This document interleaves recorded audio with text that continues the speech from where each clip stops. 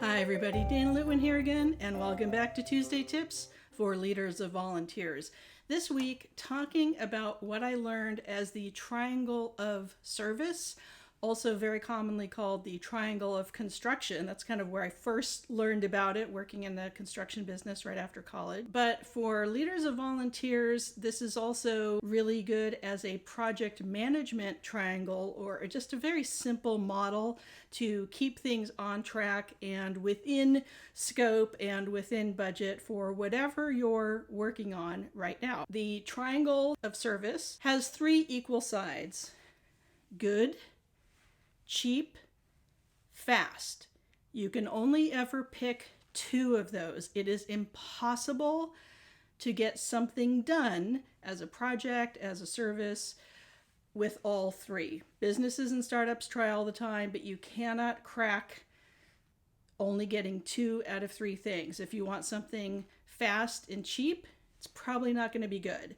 If you want something that is good and cheap, it's not going to be fast to make it happen. And if you want something that is good and fast, it's not going to be cheap. So you can use that. It's a pretty common metaphor model. Most people have heard of it in one of its names that I've listed here. But that's also a good, simple way to talk about framing volunteer services, or if you consider them programs or departments or initiatives or launches, that to keep everything on track, it has to be understood, as Rob Jackson said, and many of us repeat, volunteers are not free. Volunteer services and engaging the community as volunteers or donors or advocates or supporters of any kind takes real intention and effort. And I've talked about that in other videos. So I thought I'd just share with you the triangle of service of good, cheap, fast, pick two, as a way to frame things.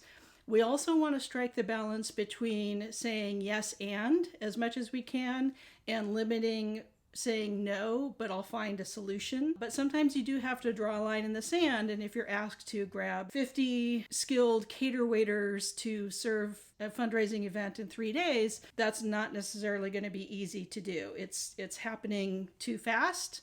It may not be good, and it may not be cheap because it has to happen fast. So that's a way of framing, maybe as we're getting into budget times of year, what you have as very realistic limits without being pessimistic or cynical about what you can pull off as a leader of volunteers. When the triangle is used in construction or other kinds of project management services, you sometimes see a version of the triangle, especially in business articles, that are time, scope, and cost, with quality in the middle. So if for whatever reason you want that more business-like variation on the triangle, that's great, you can look it up. But the main things to keep in mind is it helps you think of the scope. What is the quality of this going to be? What are we shooting for?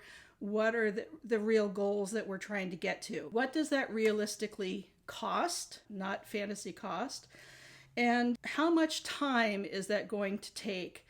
And in this case, we do want to pick two of those things that are the most important. So the triangle can really help you pick, well, what is our priority? Do we need this super fast, or we do need it super good? And that helps you get rid of the nice to haves, or sometimes if you're doing something by committee or there's a lot of cooks in the kitchen, maybe there's just, offer soup, idea soup, where not everyone's idea can be used. This can be a simple way to help explain that actually we're focusing on cost, so your idea about the scope can't be accommodated because that would drive the cost up. So again, another simple little tool to help you keep track of the quality of your services and community engagement. Please subscribe if you're not yet part of the Cool Kids Club.